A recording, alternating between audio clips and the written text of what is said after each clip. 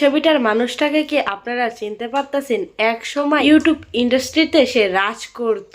তাকে দেখে এমন অনেক প্রফেশনাল ইউটিউবার আছে বর্তমানে যারা তার হাত ধরেই শুরু করেছিল। ভক্ত, টাকা পয়সা, নাম যশ সবই ছিল তার। বলতে পারেন এখন সব হারিয়ে সে নিঃস্ব এক রাজা।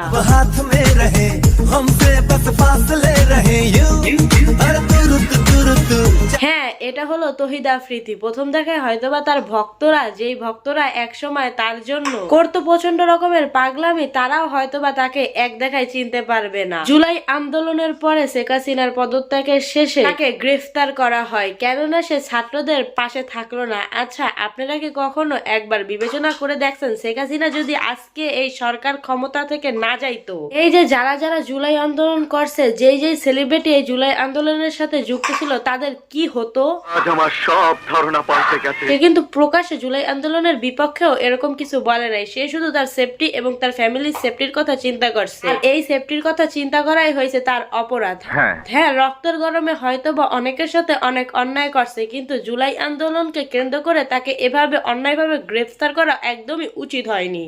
সঠিক বলেছেন। তাও আবার এমন একটা সময় তাকে গ্রেফতার করা হলো, সময় তার স্ত্রী ছিল প্রেগনেন্ট, যেটা একটা মেয়ের কাছে সব থেকে ক্রিটিক্যাল সময়। তার ছেলে সন্তান জন্ম হওয়ার পরেও সে তাকে একবার দেখতে পারেনি, কারণ সে তো 14 শিখের ভিতরে ছিল।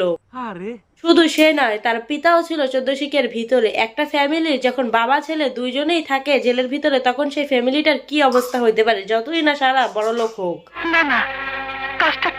তার কিন্তু টাকা পয়সার অভাব ছিল না, তারপরও শখের বশবর্তী হয়ে এই ইউটিউবিং ক্যারিয়ার সে শুরু করেছিল। এই যে দীর্ঘ 1.5 বছর সে জেলে ছিল, তার ইউটিউবিং ক্যারিয়ারও কিন্তু তার সাথে জেলেই ছিল। এখন সে ইউটিউবিং ক্যারিয়ার তো বাদই দিয়ে দেবে, আমার মনে হয় না জেল থেকে বাইরানোর পরে সে আর দ্বিতীয়বার এই ভুলটি করবে, এই ইউটিউবিং ক্যারিয়ার বেছে নেওয়ার মতো ভুল। লাভ এই সোশ্যাল মিডিয়ায় থাইকা, তাই আমাকে বলেন।